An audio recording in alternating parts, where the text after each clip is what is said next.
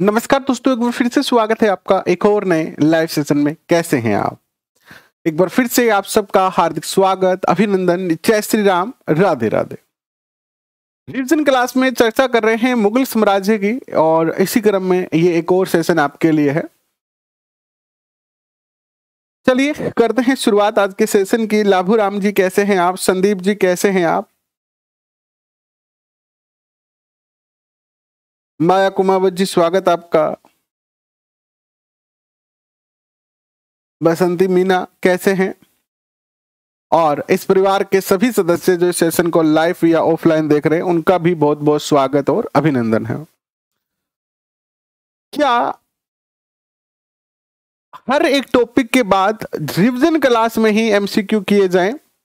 Comment करके जरूर बताना कि क्या जब हम रिवीजन क्लास कर रहे हैं तो उसके साथ साथ ही प्रीवियस ईयर क्वेश्चन भी किए जाएं एसएसटी के, या फिर पहले रिवीजन किया जाए फिर एमसीक्यू किए जाएं, या एमसीक्यू शुरू करें? एक बात और बताना, क्योंकि जो सेशन हो रहे हैं उनमें जैसे बच्चे के व्यू जो आ रहे हैं आपके वो थोड़े कम आ रहे हैं, तो मुझे लगता है कि शायद आपको रिवीजन क्लास पसंद नहीं आ रहा है। क्या कारण है वो मुझे पता नहीं है। अगर आपको नहीं लग रहा है कि रिवीजन क्लास हमें करना चाहिए तो आप बताएं, हम एमसीक्यू शुरू कर सकते हैं आपके लिए। लेकिन मेरे हिसाब से तो एक बार हमें रिवीजन कर लेना चाहिए। फिर भी आप अपने कमेंट में अपनी राय जरूर बताएं, जैसा आप कहेंगे वैसा कर लेंगे, कोई दिक्कत नहीं है। प्रदीप साहरण कैसे हैं आप? मीनाक्षी जी, लक्की जी, ललित, संदीप चौधरी, कुलदीप बिश्नोई, आपका भी बहुत बहुत स्वागत, अभिनंदन। तो चलिए ठीक है, एमसीक्यू बाद में ही कह रहे हैं और मुझे भी यही लगता है कि एमसीक्यू बाद में करने चाहिए। ये आपकी रिवीजन क्लास का जो है वो 10 नंबर सेशन है और इसमें हम मुगल साम्राज्य के अंदर कल अकबर तक पढ़ चुके हैं। तो आइए अकबर की बाद की जो है वो चर्चा इस सेशन में करते हैं। लास्ट सेशन में हमने अकबर पढ़ा और अकबर के बारे में हम चर्चा कर रहे थे। आइए इसके बाद शुरुआत करते हैं। अकबर के बाद देखिए, अकबर के बारे में हमने पढ़ा कि अकबर ने एक धर्म की स्थापना की थी, दीन ए इलाही। कल हम जब पढ़ रहे थे दीन ए इलाही तो हमने पढ़ा कि अकबर के द्वारा स्थापित किए गए दीन ए इलाही धर्म को स्वीकार करने वाले पहले और अंतिम जो हिंदू व्यक्ति थे, यानी इस दीन ए इलाही धर्म को स्वीकार करने वाला हिंदू जो था वो कौन था? बिरबल था। तो आइए थोड़ा सा दीन ए इलाही धर्म के बारे में कुछ क्वेश्चन और बन सकते हैं उनकी चर्चा करते हैं और फिर अगले शासकों की चर्चा करते हैं। देखिए अकबर के द्वारा कौन सा धर्म चलाया गया था? ए इलाही, दीन ए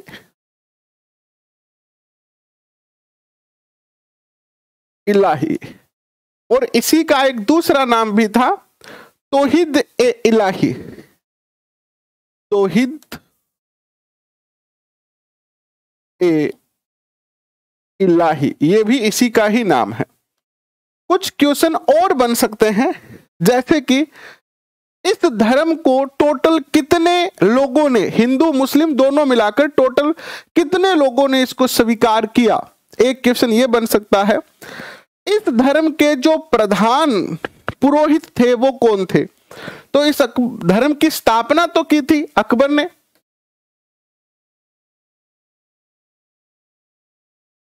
संस्थापक जो था इस धर्म का वो तो कौन था? अकबर था। इस धर्म का जो प्रधान पुरोहित था, प्रधान पुरोहित, वो किसे बनाया गया था? अबुल फजल को। किसे? अबुल फजल को बनाया गया। अबुल फजल को, ठीक है। इस धर्म के लिए जो पवित्र दिन माना गया था, जैसे जनरली मुस्लिम धर्म में पवित्र दिन कौन सा होता है? शुक्रवार होता है। लेकिन इस धर्म में पवित्र दिन जो माना गया था वो कौन सा माना गया था? पवित्र दिन माना गया था रविवार। इस धर्म के कुल अनुयायी कितने थे? कुल अनुयायी तो इस धर्म के टोटल मिला के 13 अनुयायी थे और एकमात्र हिंदू अनुयायी जो था इसका, एकमात्र हिंदू अनुयायी कौन था बताओ? एकमात्र हिंदू अनुयायी जो था इसका वो था बीरबल।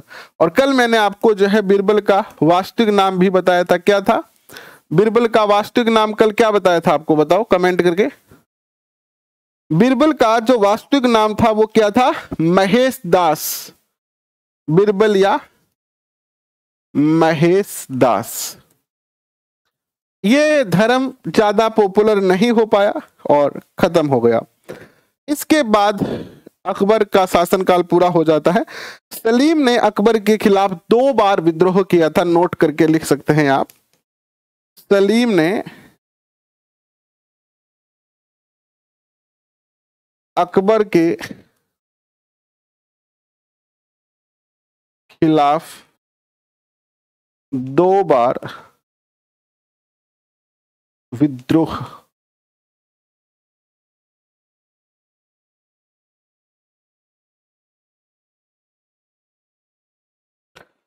क्या किया था? विद्रोह किया था, विद्रोह किया। और इसके बाद जो है वो सलीम जो है वो इलाहाबाद चला गया। ये हो गया थोड़ा सा, कल वाले में आप लिख सकते हैं।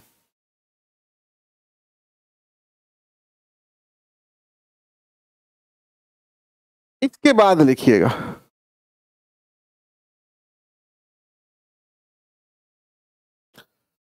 नेक्स्ट जो शासक बनता है इसके बाद वो बनता है जहांगीर।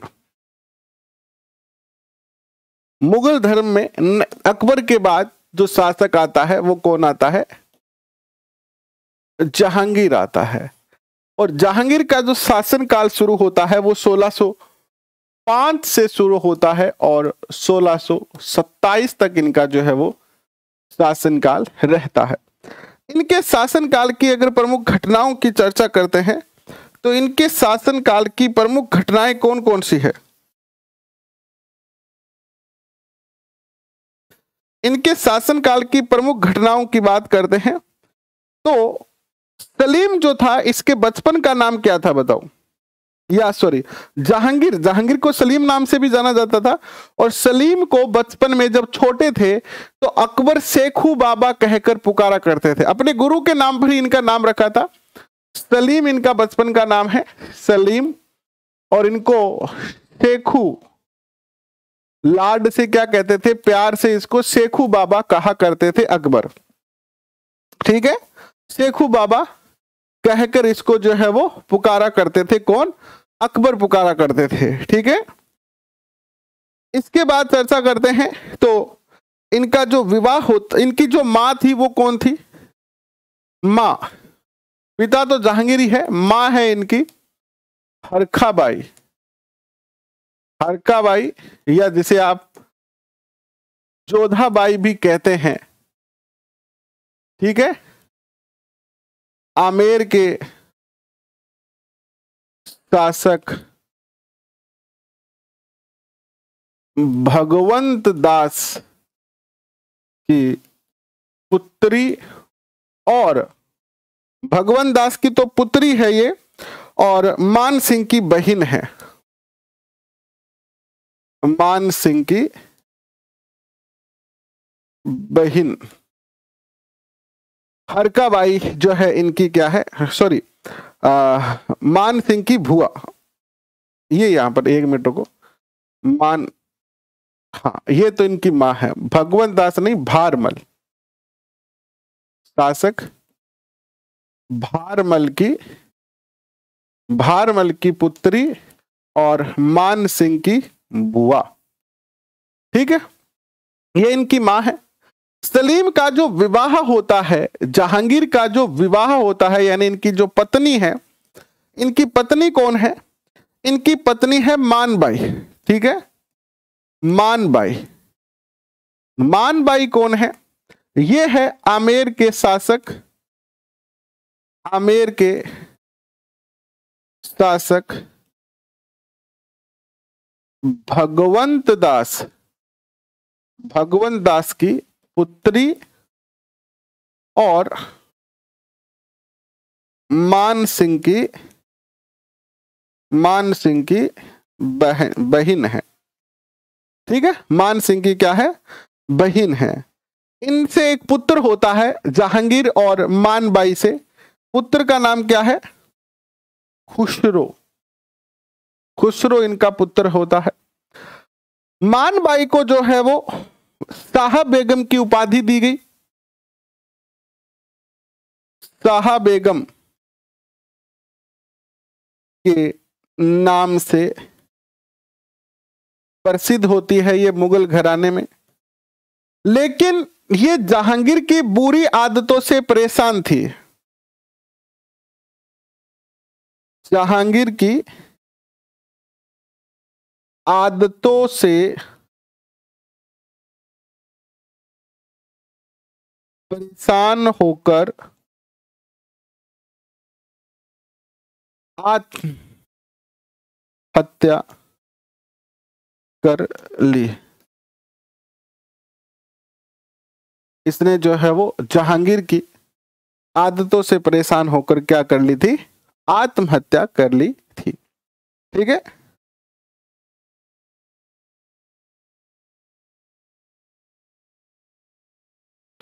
टेस्ट सीरीज करेंगे चालू। अभी राजस्थान जीके की तो कर दी है टेस्ट सीरीज, आप कहोगे तो इसकी भी करवा देंगे, लेकिन पहले रिवीजन कर लेते हैं, है ना। नोटिफिकेशन आए तब तक रिवीजन कर लेते हैं, फिर टेस्ट सीरीज ही करनी है। अपना सिलेबस तो अपन ने करवा ही दिया। ठीक है,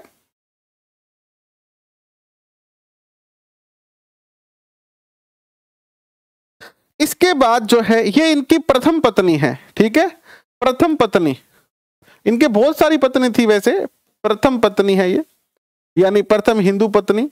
इसके बाद इन्होंने एक और विवाह किया, क्योंकि इसकी तो मृत्यु हो गई, इसने तो आत्महत्या कर ली। तो इसके बाद इनके एक और विवाह होता है, जो किससे होता है, मानीबाई से। देखो इसका नाम क्या है, मानबाई। ये कहां की है, जयपुर की राजकुमारी है। और नेक्स्ट जो इनका विवाह होता है, सेकंड जो इनकी पत्नी है, सेकंड जो हिंदू पत्नी है इनकी, वो है कौन, मानीबाई। ये इतिहास में आपको याद रखना पड़ेगा कि मानबाई और मानीबाई, मानीबाई जो है वो कहां की है, जोधपुर की राजकुमारी है। और इसे जोधाबाई भी कहा जाता है क्योंकि ये जोधपुर की है। इसके जो पिता है वो मोटा राजा उदय सिंह है। मोटा राजा उदय सिंह की ये क्या है, पुत्री है। मोटा राजा उदय सिंह की पुत्री है ये। इनको इतिहास में जो है वो जगत गोसाई के नाम से जाना जाता है। जगत गोसाई नाम से प्रसिद्ध होती है ये मुगल काल में। और इनका जो पुत्र है वो कौन है, खुर्रम। पुत्र कौन है इनका, खुर्रम। उसका था खुसरो। मानबाई का पुत्र था खुसरो और मानीबाई का खुर्रम, जो आगे चलकर क्या कहलाया, शाहजहां कहलाया। शाहजहां, ठीक है, क्या कहलाया आगे चलकर, ये शाहजहां जो है वो कहलाता है। यहां तक किसी को कोई दिक्कत है तो बताएं। बेसिक बातें, मोटा मोटी बातें आपको करवा रहा हूं, ठीक है। इसके बाद देखो, शाहजहां के काल की एक मुख्य बात थी कि शाहजहां जो है एक मुख्य बात के लिए प्रसिद्ध थे। इन्होंने क्या करवाया था, शाहजहां नहीं सॉरी, जहांगीर ने जो है वो,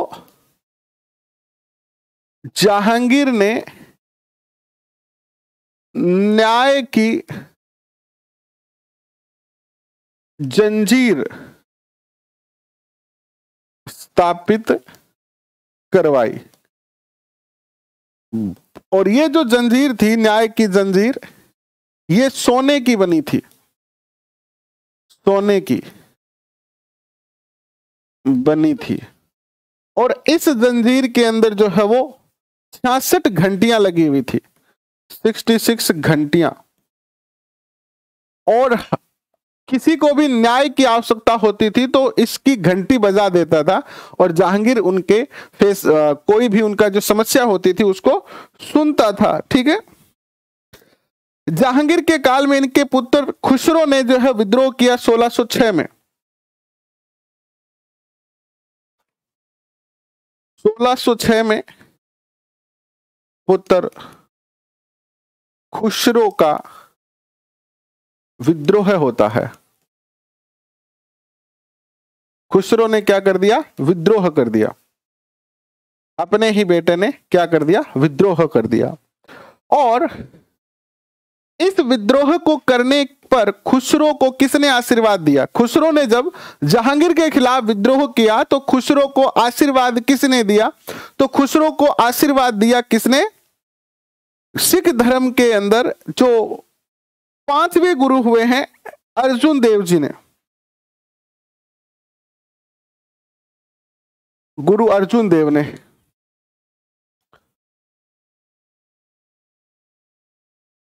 गुरु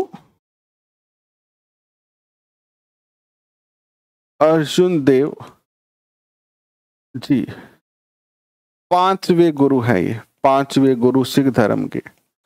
इन्होंने क्या दिया? खुसरो को आशीर्वाद दिया। ठीक है।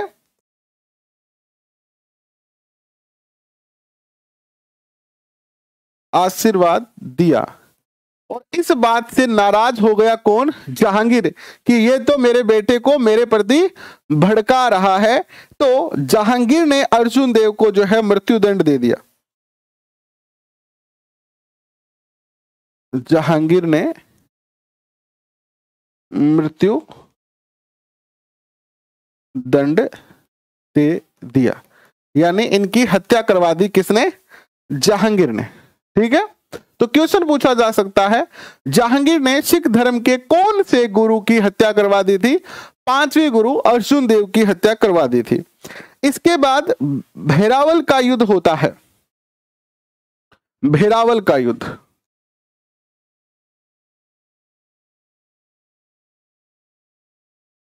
भेरावल का युद्ध होता है। यह भी पिता पुत्र में ही होता है। खुसरो और जहांगीर के मध्य, जिसमें जहांगीर विजय होता है, और जहांगीर ने अपने पुत्र खुसरो की आंखें फुड़वा दी। क्या की?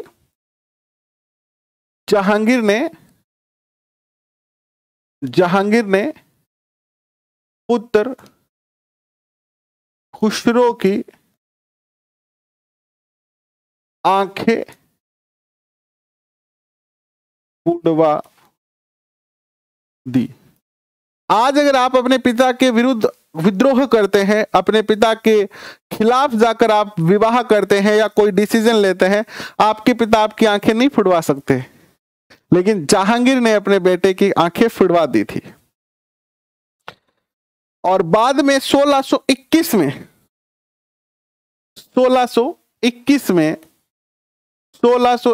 में शाहजहां ने खुसरो की जो है वो, यानी खुर्रम, शाहजहां कौन हो गया? खुर्रम ने खुसरो की हत्या कर दी, यानी छोटे भाई ने अपने बड़े भाई को मार दिया। खुर्रम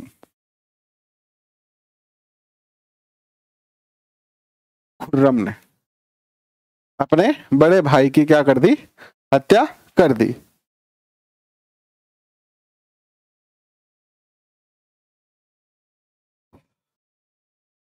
शाहजहां अंधा नहीं था, खुसरो थोड़ी था शाहजहां, खुर्रम था शाहजहां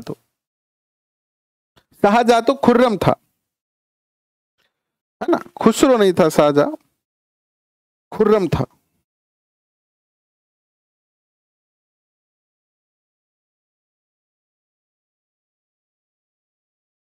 ठीक है। इसके बाद देखिए क्या होता है। 1608 के अंदर क्या होता है देखिएगा। 1608 में एक अंग्रेज अधिकारी कैप्टन हॉकिंस भारत आता है। कैप्टन हॉकिंस भारत आया, और ये किस जहाज से आया? इनका पानी का जहाज था। कौन सा जहाज था इनका? कैप्टन हॉकिंस का। ये जहाज का नाम पूछा जाता है, आप याद रखना, हेक्टर जहाज से। हेक्टर जहाज से आता है ये। और ये जो है कैप्टन हॉकिंस जहांगीर से मुलाकात करता है आगरा के किले में। आगरा में जहांगीर से मुलाकात करता है, मिलता है, व्यापार की अनुमति मांगता है, लेकिन व्यापार की अनुमति नहीं दी। जहांगीर ने इन्हें 400 मनसब प्रदान किए, और लगभग ये 6 महीने तक यहीं पर जो है वो रहा, लेकिन इनको व्यापार की अनुमति नहीं मिलती है। इसके बाद ये वापस चला जाता है 1615 में। 1615 में जो है वो एक अन्य अंग्रेज अधिकारी सर टॉमस रो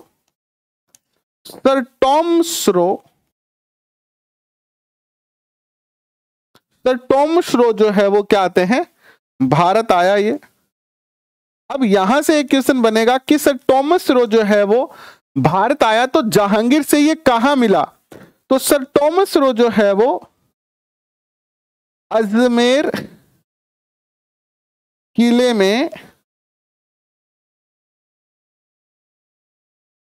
में जहांगीर से मिला और व्यापार की अनुमति मांगी। इस बार जहांगीर जो है वो इनको व्यापार की अनुमति दे देते हैं। ठीक है। अजमेर के अंदर मैगजीन फोर्ट है, वर्तमान में इसे हम मैगजीन फोर्ट भी कहते हैं। ये क्वेश्चन पूछा जा सकता है।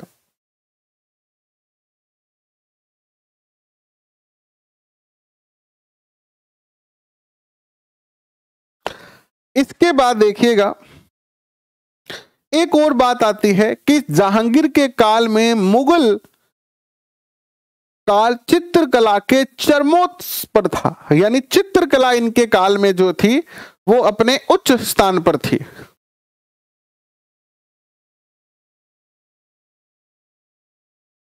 जहांगीर के शासन काल में चित्रकला जो थी अपने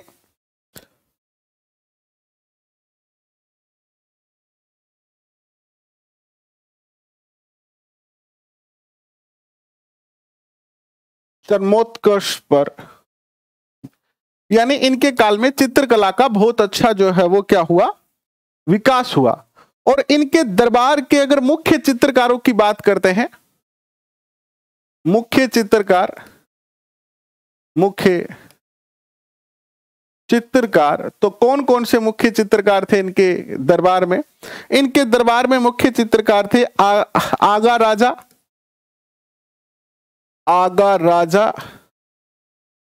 इनके दरबार में मुख्य चित्रकार थे अबुल हसन। इनके दरबार के मुख्य चित्रकार थे उस्ताद मंसूर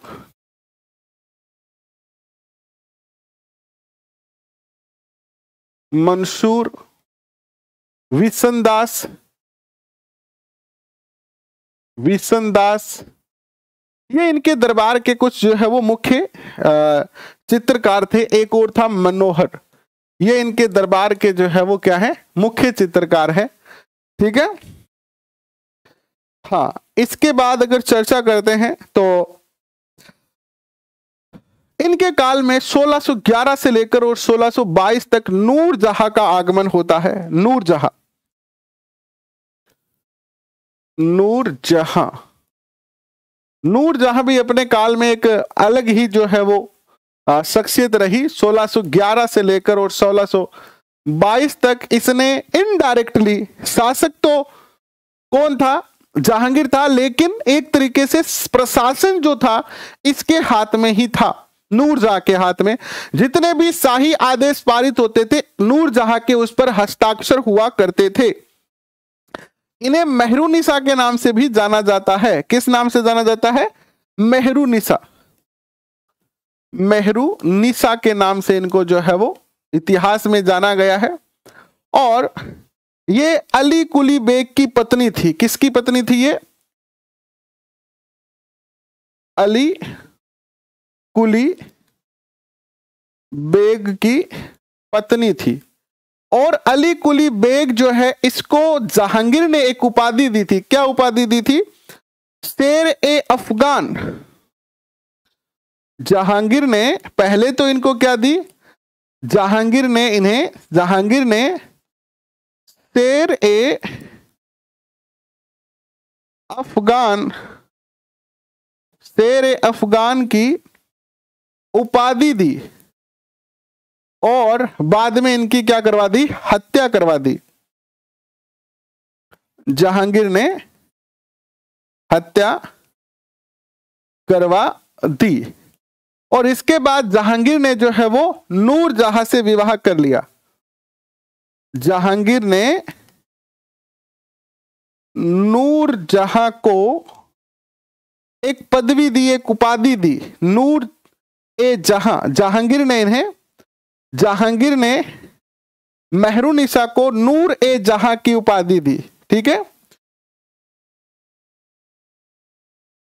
नूर ए जहां की उपाधि दी, यानी इनसे विवाह कर लिया और इनके काफी ज्यादा नियंत्रण में आ गए थे जहांगीर।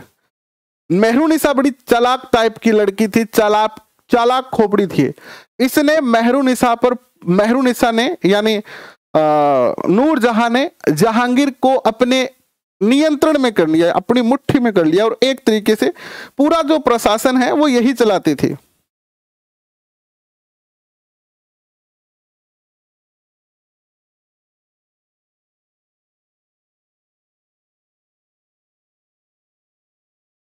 इसके बाद अगर चर्चा करते हैं तो नूरजहां ने झरोका दर्शन की जो है प्रथा शुरू की थी।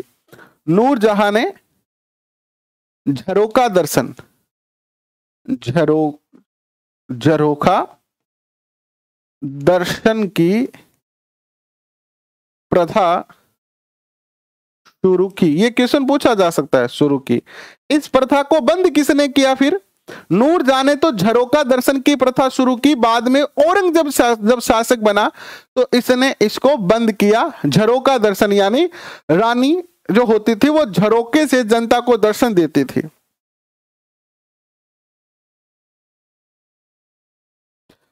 इसके बाद अगर चर्चा करते हैं तो जहांगीर ने जो है वो तंबाकू की खेती पर प्रतिबंध लगाया।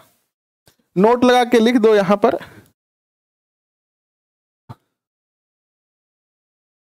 जहांगीर ने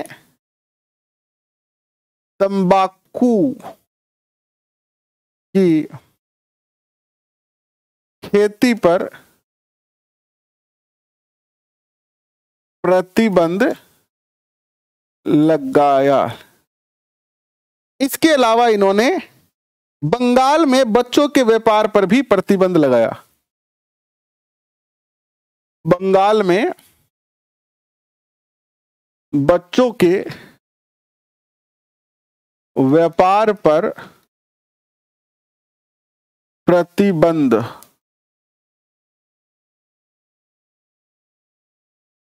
लगाया। ठीक है, ये दो बातें आप इसमें और लिख सकते हो।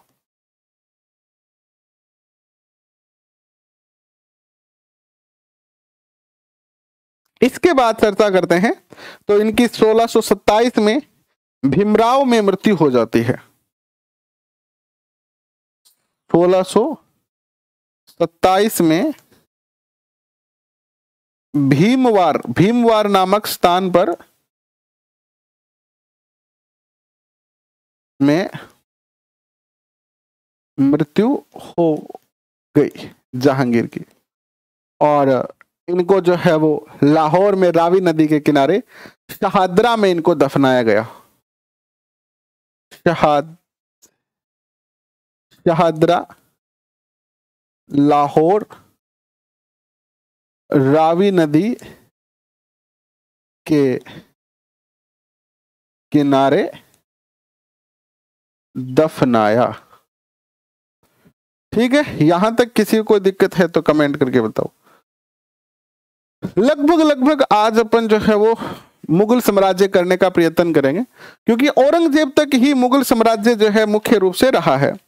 आप सब जानते हैं कि जहांगीर जो है, इनके भी 4 पुत्र हैं। खुसरो, तो खुसरो को तो मरवा दिया, अब कौन बचा? परवेज एंड शहरयार और खुर्रम। तो खुर्रम इनमें सबसे ज्यादा जो है वो चालाक था, तो खुर्रम ने बाकी भाइयों को अपने रास्ते से हटाया और शाहजहां के नाम से शासक बनता है जहांगीर के बाद। तो आइए शाहजहां की चर्चा करें।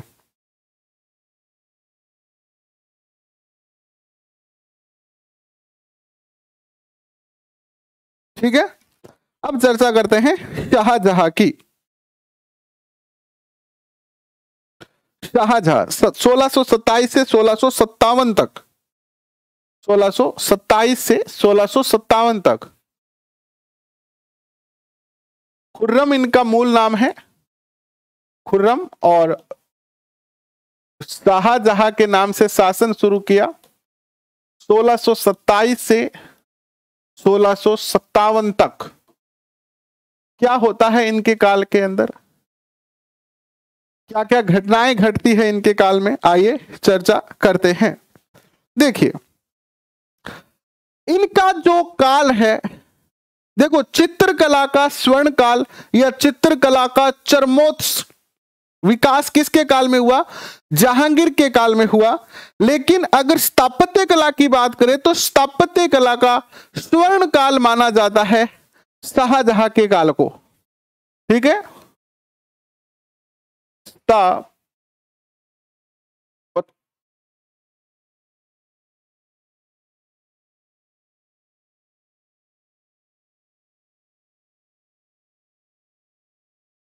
स्थापत्य कला का स्वर्ण काल। ठीक है, इनका शासनकाल। और अगर चर्चा करते हैं तो 1632 में पुर्तगालियों से युद्ध किया। 1632 में पुर्तगालियों से युद्ध किया और हुंगली पर इन्होंने नियंत्रण किया, हुंगली नामक स्थान पर। ठीक है, किया और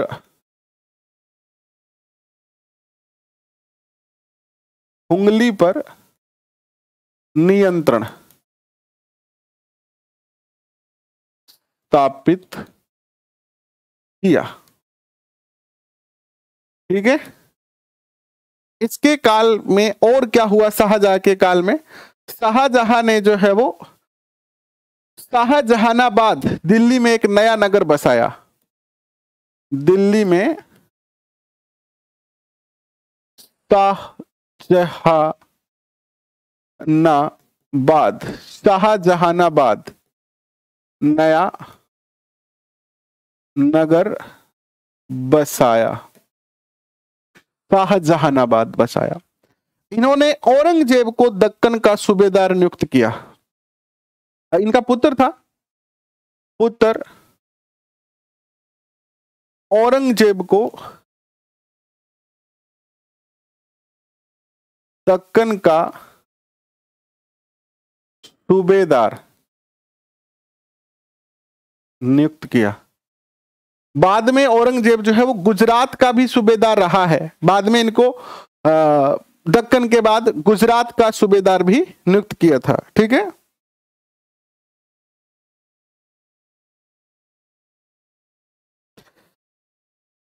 इसके बाद चर्चा करते हैं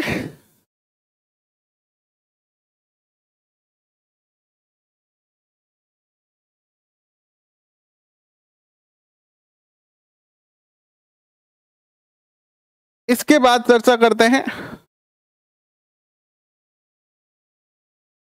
अब्दुल रज्जाक जो है वो, यही पूछ रहे हो ना आप? ये एक फारसी यात्री था ये तो यार, जो भारत की यात्रा पर आया था। अब अब्दुल रज्जाक, अब्दुल है या अब्दुल है? ये फारस का निवासी था, फारसी।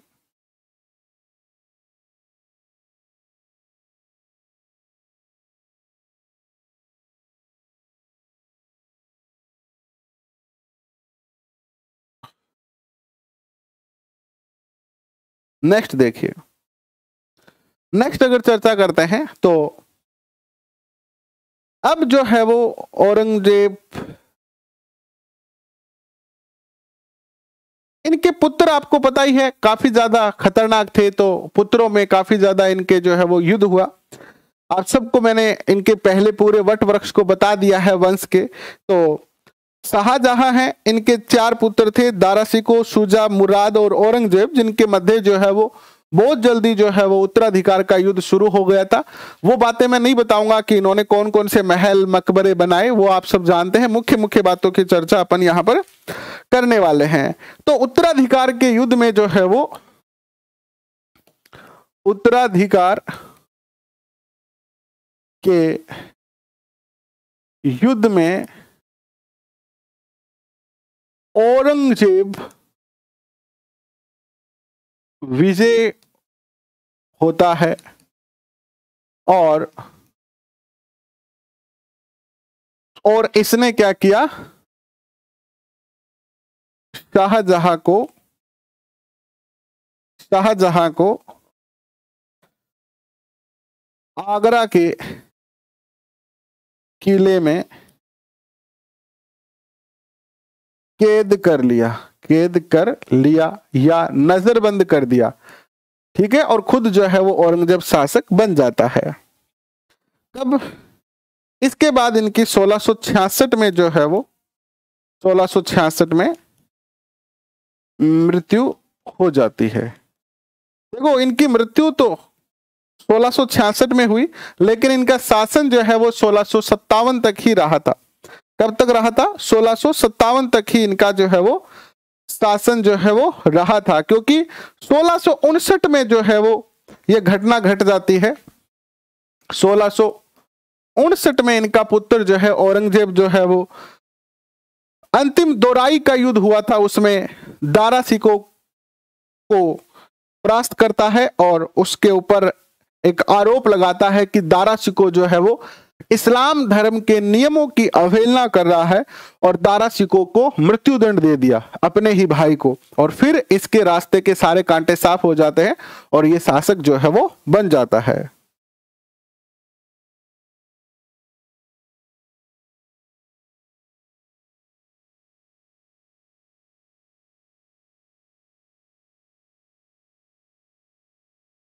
सारी क्लासें हैं, अकबर से पहले वाली क्लास भी है। जहांगीर ने तंबाकू की खेती शुरू की थी ना, जहांगीर ने तंबाकू की खेती पर रोक लगाई थी, रोक लगाई थी।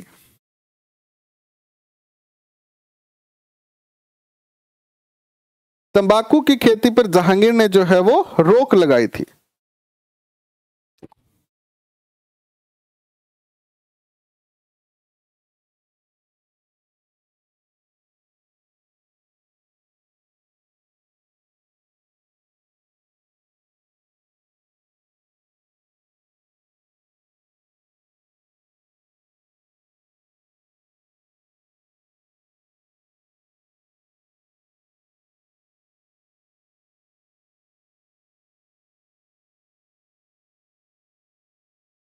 प्रतिबंध लगाया था, तंबाकू की खेती पर प्रतिबंध लगाया था।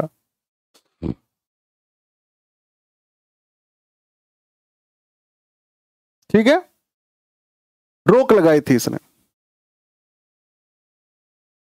इसके बाद चर्चा करते हैं तो 1666 में इनकी मृत्यु हो जाती है। इनके काल की अगर और मुख्य बातों की बात करें, अगर धार्मिक चर्चा करते हैं इनके काल की, तो इन्होंने जो है वो मंदिर तुड़वाए। ठीक है, धार्मिक नीति क्या थी इनकी? धार्मिक नीति में इन्होंने क्या क्या कार्य करवाए? मंदिर तुड़वाए, मंदिर तुड़वाए। लगभग मुस्लिम शासक जितने भी हुए हैं दारा सिकों को छोड़कर, हालांकि दारा सिको शासक नहीं बन पाया, दारा सिकों को छोड़कर सबने मंदिर तुड़वाए। धर्मांतर विभाग की स्थापना की, धर्मांतर विभाग की स्थापना की, यानी एक अलग से विभाग स्थापित किया जिसका काम था हिंदू लोगों को मुस्लिम धर्म के लिए तैयार करना, यानी हिंदुओं को मुस्लिम बनाना, यानी धर्मांतर विभाग की इन्होंने जो है वो स्थापना की। इसके अलावा इन्होंने जो है वो मुस्लिम लड़कियों से विवाह करने पर रोक लगा दी। मुस्लिम लड़कियों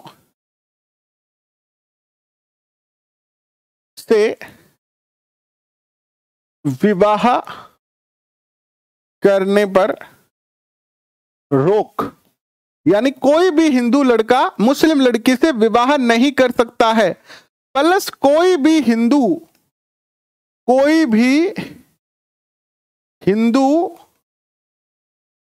मुस्लिम को नौकर नहीं रख सकता है, नौकर नहीं रख सकता है। ये सारी जो है वो इन्होंने व्यवस्था की। प्लस गो हत्या से प्रतिबंध इन्होंने हटा दिया, गो हत्या से प्रतिबंध हटा दिया, यानी गो हत्या फिर से प्रारंभ करवा दी इन्होंने। और बताओ इन्होंने क्या किया? बस ये इनके काल के मुख्य मुख्य बातें हैं। थोड़ी सी चर्चा दारा सिकों की करते हैं। दारा सिको एक ऐसा शासक था, दोराई का जो युद्ध हुआ था वो अंतिम युद्ध था उत्तराधिकार का, जो कि राजस्थान में लड़ा गया था दोराई नामक स्थान पर, और यह औरंगजेब और दारा सिकोह के मध्य लड़ा गया, जिसमें दारा सिकोह पराजित होता है, हार जाता है, और औरंगजेब विजय हो जाता है। और औरंगजेब ने जीतते ही युद्ध को अपने भाई को तो मरवा दिया, प्लस अपने पिता को आगरा के किले में जो है वो नजरबंद कर लिया।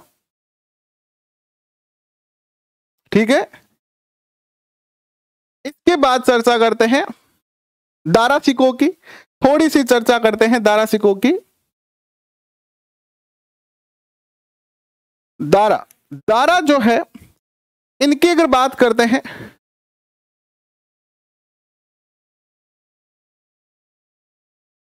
ये एक ऐसे शासक थे जो धार्मिक रूप से काफी ज्यादा सहिष्णु थे। ठीक है, सहिष्णु शासक थे ये, धार्मिक सहिष्णु शासक थे। इन्होंने कहा कि हिंदू धर्म व मुस्लिम धर्म ईश्वर प्राप्ति के दो अलग अलग मार्ग है। इन्होंने कहा कि धर्म अलग है, हिंदू और मुस्लिम, बस रास्ता अलग अलग है, दोनों का उद्देश्य ही ईश्वर की प्राप्ति करना है। और इन्होंने भगवत गीता का इन्होंने फारसी अनुवाद करवाया। भगवत गीता का फारसी अनुवाद करवाया। इनके भाई औरंगजेब ने इन पे ये आरोप लगाया कि ये जो है वो मुस्लिम धर्म की अवहेलना कर रहे हैं, मुस्लिम धर्म के नियमों को नहीं मान रहे हैं, और यह आरोप लगाकर इनकी जो है वो हत्या करवा दी।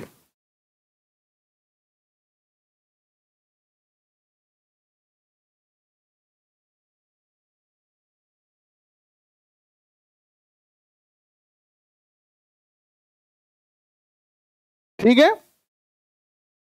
इसके बाद चर्चा करते हैं अंतिम जो शासक है, मजबूत शासक मुगल काल का, वो है औरंगजेब। औरंगजेब की चर्चा करते हैं, जिनका शासनकाल जो शुरू होता है वो 1668 में शुरू होता है और ये चलता है 1707 तक। औरंगजेब को जो है वो जिंदा पीर कहा जाता है, जिंदा पीर,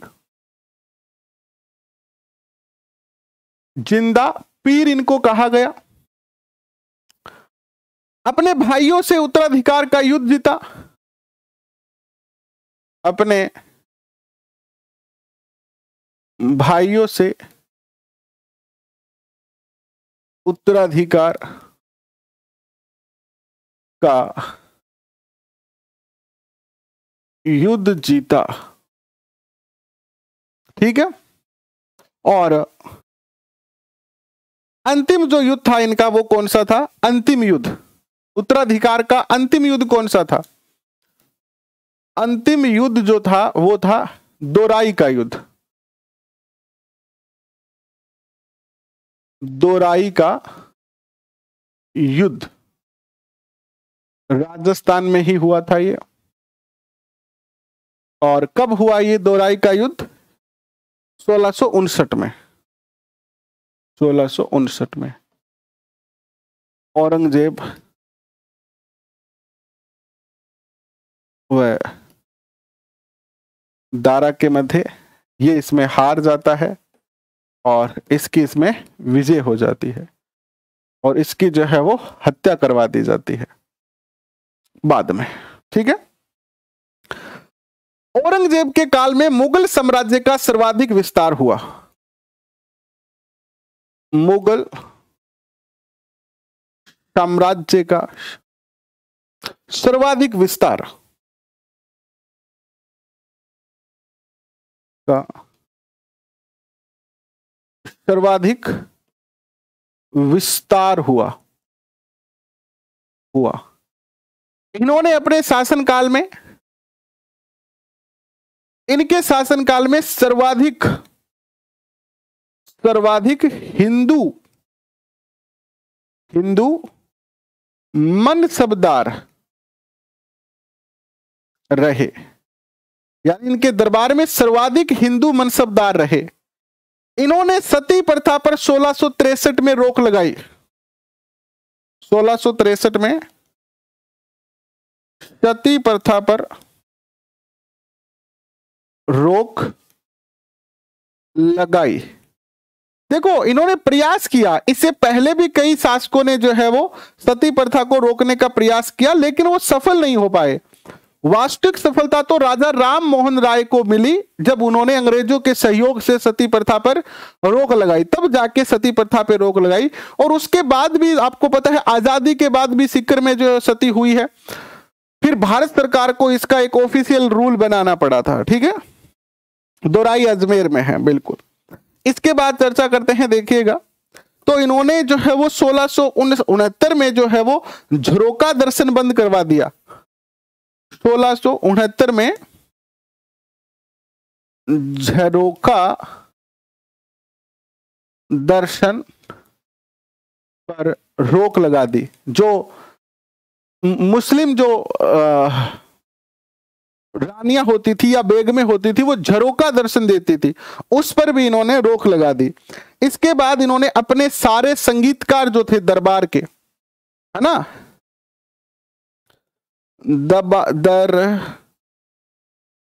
दरबार के सभी संगीतकारों को बर्खास्त कर दिया। बर्खास्त कर दिया यानी निकाल दिया। ठीक है, इन्होंने अपने दरबार के सभी संगीतकारों को निकाल दिया, लेकिन फिर भी इनके काल में सर्वाधिक संगीत पुस्तकें लिखी गई। इनके काल में सर्वाधिक संगीत पुस्तकें लिखी गई।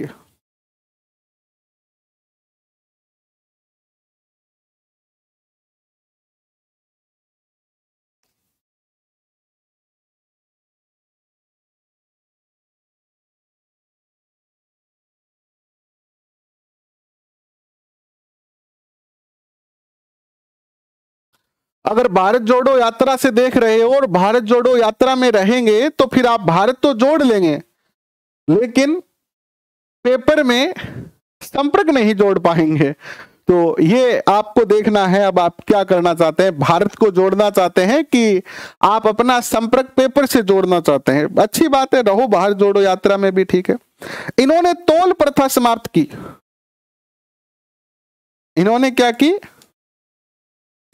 तोल प्रथा समाप्त कर दी। तोल प्रथा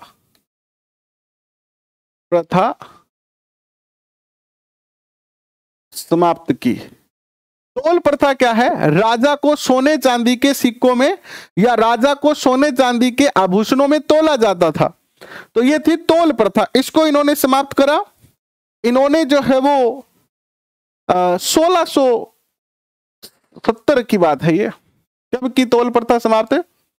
1670 में। 1670 में इन्होंने 1675 में सिखों के 9वें गुरु, क्या नाम है बताओ? 9वें गुरु तेग बहादुर को मृत्युदंड दिया। तेग बहादुर को मृत्युदंड दिया। किस लिए दिया? क्योंकि ये मुस्लिम धर्म को स्वीकार नहीं कर रहे थे और औरंगजेब की नीतियों की आलोचना कर रहे थे, इसलिए मुस्लिम धर्म न अपनाने के कारण सिखों के 9वें गुरु को इन्होंने जो है वो मृत्युदंड दे दिया।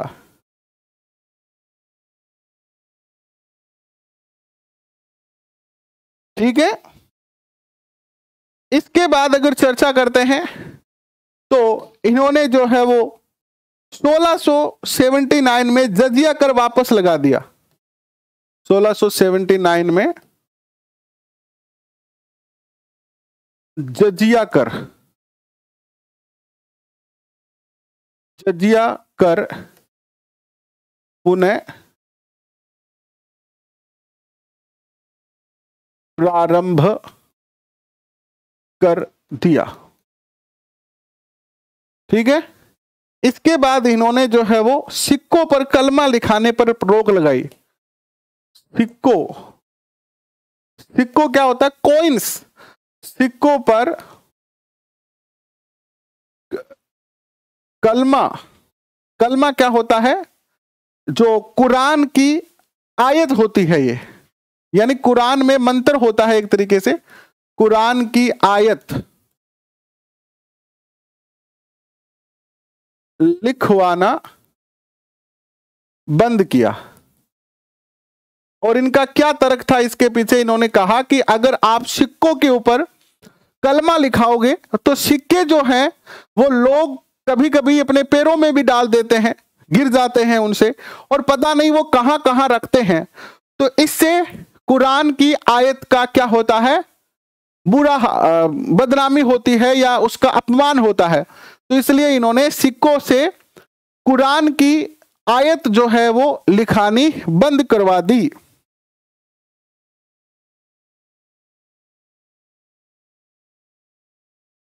ठीक है। इसके बाद इन्होंने जो है वो तिलक प्रथा पर भी रोक लगा दी, यानी कोई भी हिंदू तिलक नहीं लगा सकता। हिंदू तिलक प्रथा पर रोक लगा दी, यानी कोई भी हिंदू अगर है और वो मंदिर जाता है या अपने घर से वो तिलक लगा लेता है तो उसको भी दंड दिया जाता था। तो तिलक प्रथा पर इन्होंने जो है वो रोक लगा दी।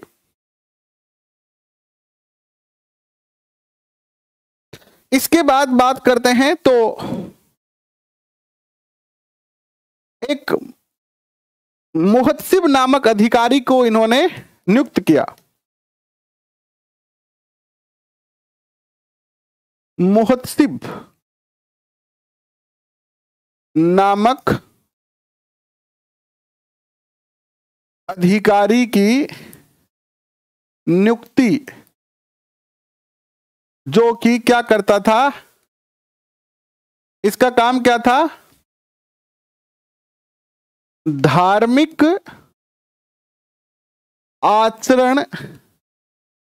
धार्मिक आचरण की ये देख रेख करता था कि जो मुस्लिम लोग हैं क्या वो धार्मिक आचरण का अनुकरण कर रहे हैं कि नहीं कर रहे हैं।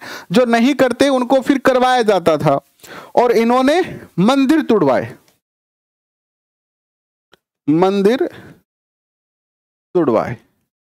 ये इनके शासनकाल की ऐसी घटनाएं हैं जहां से क्वेश्चन बन सकते हैं। हालांकि इसके बाद भी बहुत सारी घटनाएं हैं। इनका पुत्र था शहजादा अकबर, इन्होंने विद्रोह कर दिया था।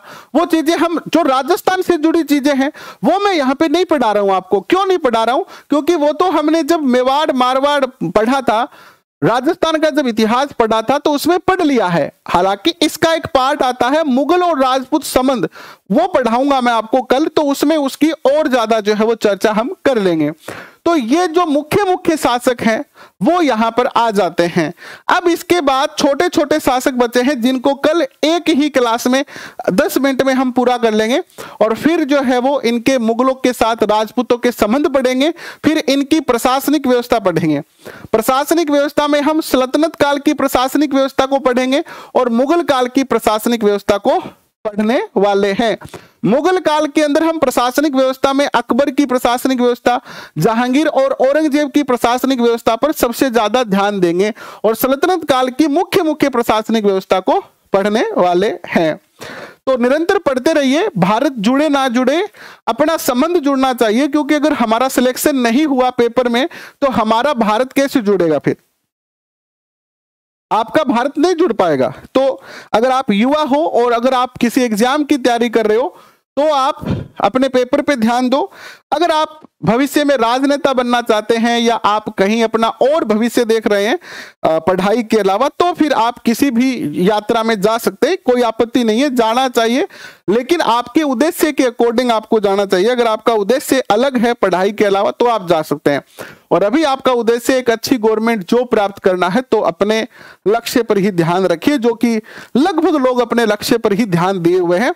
अगले सप्ताह में या ये तो सप्ताह एंड हो गया, लेकिन नेक्स्ट 2 सप्ताह में 20 तारीख से पहले आपका नोटिफिकेशन आ जाएगा और उसके साथ ही आपकी जो एग्जाम की डेट है वो भी आ जाएगी।